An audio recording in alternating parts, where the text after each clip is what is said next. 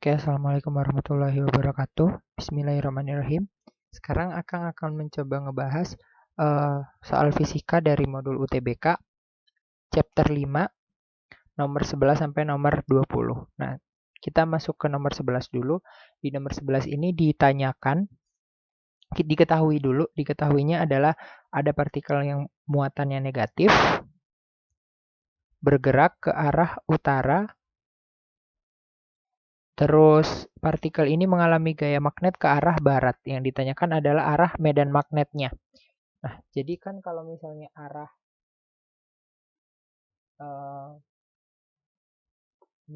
ini kita bisa pakai kaidah tangan kanan untuk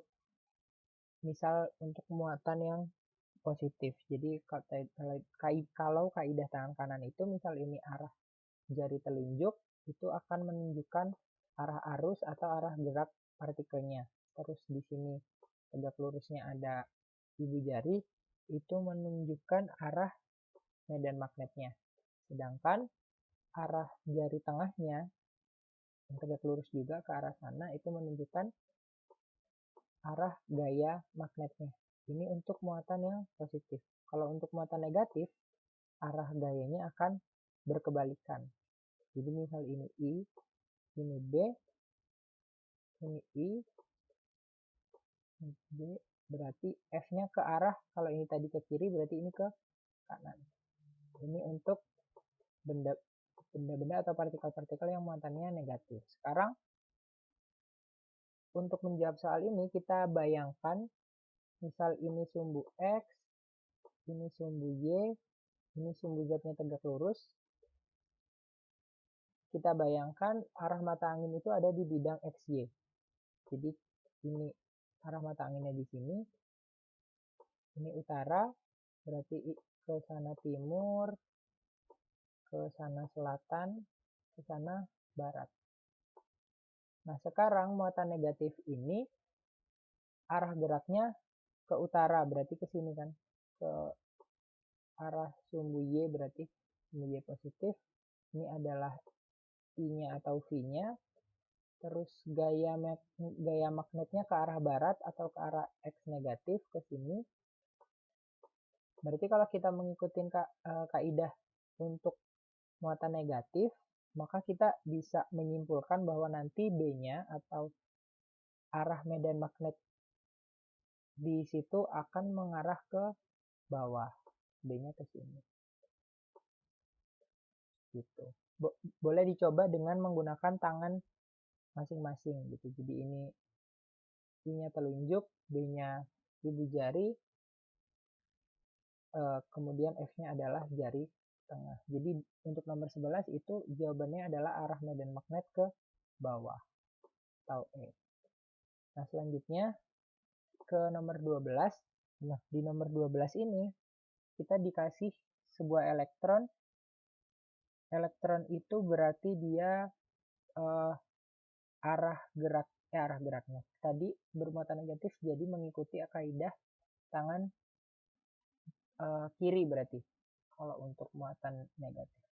Sekarang elektron ini bergerak dengan kecepatan v, arahnya ke arah X positif, kemudian ada medan listrik E ke arah min Y atau Y negatif. Sekarang kita harus menentukan besar dan arah medan magnet agar elektron tersebut bergerak lurus. Nah, sekarang dari plat ini kita tentuin dulu yang mana yang bermuatan positif, yang mana yang bermuatan negatif. Nah, plat yang bermuatan positif, arah medan listriknya akan keluar dari plat itu. Jadi, arah medan listrik itu kan keluar dari positif masuk ke negatif. Jadi, ini keluar dari plat yang atas, jadi kita pastikan ini adalah positif, yang ini adalah negatif.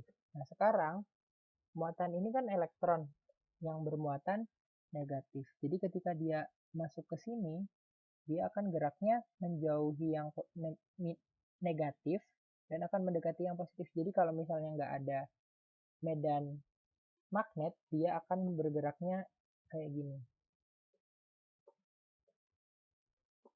Jadi mengarah ke plat yang atas, yang muatannya positif. Nah, supaya dia bergerak lurus, maka harus ada gaya yang mendorong dia ke arah bawah sini. Harus ada gaya ke bawah sini.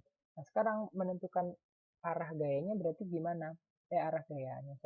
Arah medannya supaya terbentuk gaya yang ke arah sini gimana? Berarti tadi pakai kaidah tangan kiri karena dia elektron. Kalau kaidah tangan kiri tadi, kalau misalnya I-nya atau V-nya ke sana, terus F-nya ke sana, ini I atau V, terus ini F,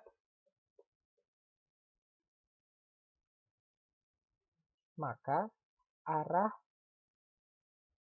dari medan magnetnya itu dia akan keluar dari bidang gambar. Itu arah B-nya. Kita udah dapat arah B-nya keluar bidang gambar. B-nya keluar bidang. Atau biasanya digambarkan sama titik ini. Nah, sekarang kita hitung besar B-nya berapa gitu. Nah, besar B-nya berapa kita harus tahu pertama tahu besar F-nya dulu atau besar gayanya dulu. Besar gayanya kita bisa tahu dari F itu akan sama dengan besar muatan atau Q dikali kuat medan atau kuat medan listrik. Nah, sekarang kalau menurut hukum Lorentz, F itu adalah besar medan magnet dikali muatan dikali kecepatan dari si muatan tersebut. Dari sini, dari F sama dengan B Q kali V, terus F itu juga sama dengan Q kali E, berarti kita bisa tulis, kita sama dengankan Q kali E sama dengan B Q V. Nah, karena Q-nya besarnya sama, kan muatannya sama nih, jadi besar muatannya sama, kita bisa coret, maka nanti kita bisa dapat B atau besar medan magnetnya akan sama dengan E per V dengan arah keluar bidang gambar. Kayak gitu. Ini untuk nomor 12. Untuk nomor 12 udah sampai situ doang. Kita lanjut ke sekarang nomor 13 berarti.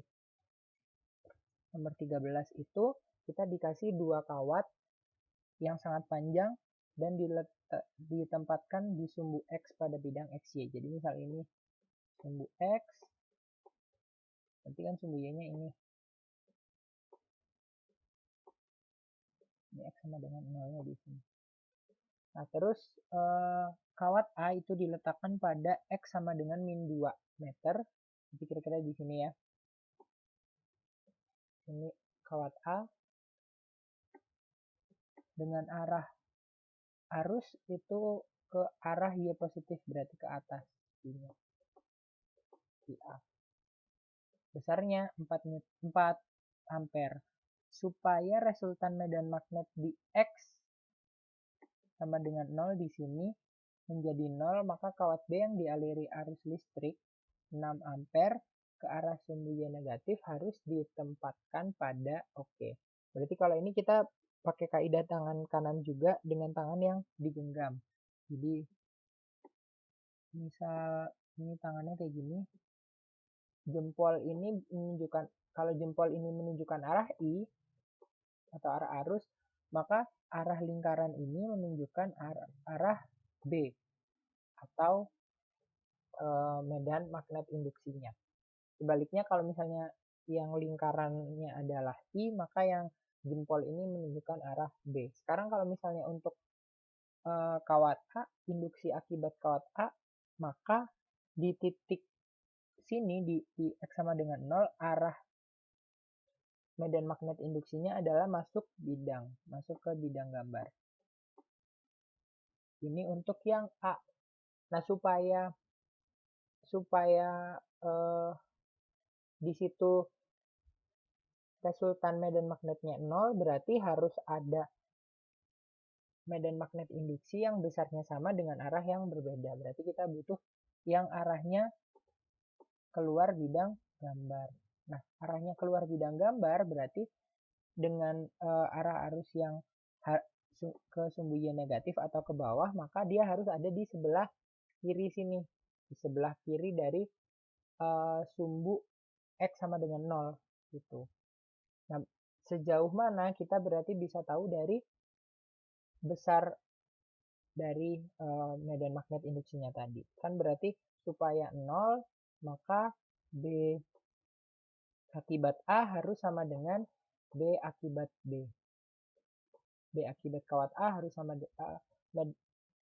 medan magnet akibat kawat A harus sama besar dengan medan magnet akibat kawat B. Nah, untuk kawat ini kan kasusnya adalah kawat yang panjangnya tak berhingga. Jadi kita pakai rumus B untuk kawat tak berhingga, yaitu mu 0 dikali besar kuat arusnya, berarti ini untuk kawat A, per 2pi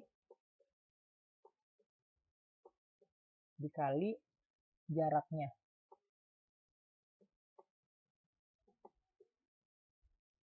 Sama untuk yang B kan juga sama, mu 0 ini IB terus per 2pi dikali AB atau jarak ke kawat B. Nah, sekarang karena ini mu-nya sama, dia kan konstanta, kita bisa coret, 2pi juga kita bisa coret. Kita tinggal masukin nilai IA sama AA, kita masukin nilai IB, AB-nya kita bisa dapat. IA-nya adalah 4 ampere, dibagi jaraknya adalah 2, akan sama dengan IB-nya 6 per A-nya atau jaraknya itu kita cari AB. AB-nya kita cari. Maka nanti kita bisa tahu AB akan sama dengan 6 dikali 2 dibagi 4. Berarti 6 kali 2 adalah 12, 12 bagi 4, maka AB adalah 3 meter. Jadi dia ada di 3 meter sebelah kiri dari titik 0. Berarti dia ada di sini nih. Atau dia ada di X sama dengan min 3 meter. Ini 3, ini 2. Berarti B-nya ada di X sama dengan min 3 meter. Begitu untuk nomor 3.